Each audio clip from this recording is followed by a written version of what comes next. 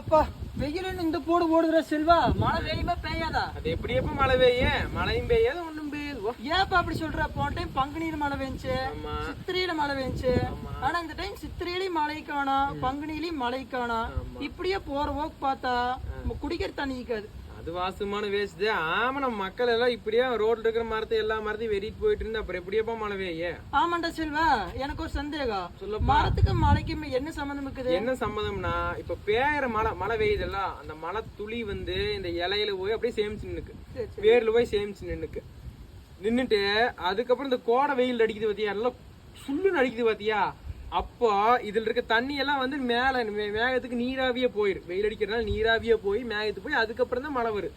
ஆனா நம்ம மக்கள் மரத்தை வெட்டிட்டு போயிட்டு இருந்தா அந்த நீர் வந்து இதுல சேமிக்கிறதுக்கு மரம் இல்லைன்னா அப்புறம் எப்படி மழை பெய்யும்? மழையும் பெய்யாது ஒண்ணும் பெய்யாது. ஆனா நல்ல தெளிவா சொன்னடா செல்வா. நம்ம பாட்டனுக்கு முப்பாட்டனுக்கெல்லாம் மரத்தை